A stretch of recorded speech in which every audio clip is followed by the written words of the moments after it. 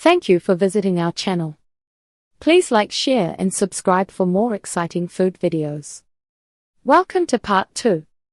In this video, we'll dive into flavor twists, serving ideas, and storage tips for your stir-fried green beans with pork. Let's make your weeknight dinner even easier and tastier. Step by step, how to cook it in a wok or skillet without soggy beans. Mix the sauce in a small bowl. Soy sauce, oyster sauce or hoisin, a pinch of sugar, and a splash of rice vinegar.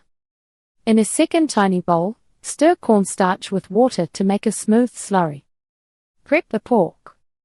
Slice thin, then toss with a little soy sauce, cornstarch, and oil.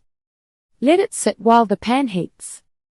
Heat your wok or skillet over medium-high to high until it's hot. Add a small amount of neutral oil and swirl to coat. Cook the green beans first. Add beans in a single layer if you can. Let them sit for 30 to 45 seconds before stirring so they get brown spots. Stir and toss for a few minutes until bright green and crisp tender. If the beans need help softening, add 1 to 2 tablespoons of water, cover for 30 seconds, then uncover and cook off the water right away. Move beans to a plate. Cook the pork. Add a touch more oil if the pan looks dry. Spread pork out in one layer. Let it sear, then stir-fry until mostly cooked through. It should still look a bit pink in spots. Add aromatics. Stir in garlic, ginger, and optional chili. Cook 15 to 30 seconds, just until fragrant. Finish with sauce. Return beans to the pan. Pour in the sauce and toss.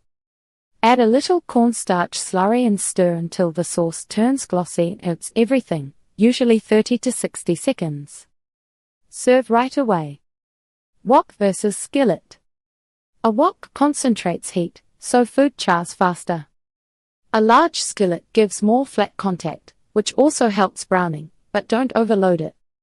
On an electric stove, preheat longer than you think, and cook in batches if the pan cools down when food hits it. Cook the green beans first to get blistered edges. Blistering is about contact and patience.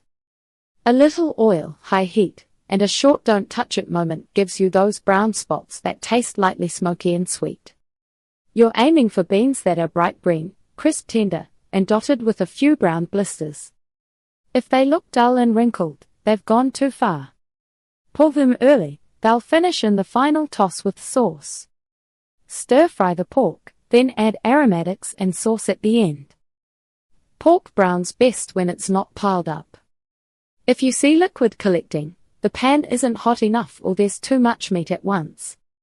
Spread it out and let it sear. Keep garlic and ginger near the end so they don't burn. Then add sauce last, because sauce boils quickly and can turn your crisp beans soft if it sits too long. When the cornstarch hits heat, it thickens fast, giving you that light, shiny coating instead of a watery puddle. Make it your own, plus serving and storage tips. This is one of those use what you've got dinners. Keep the core method the same, hot pan, dry beans, quick sauce, and you can change the personality of the dish without much risk. A good rule. Add extra vegetables only if your pan is large enough. Too much food in one go drops the heat, and you'll miss the browning that makes stir-fried green beans with pork taste special. Thank you for watching. Please remember to like, share and subscribe.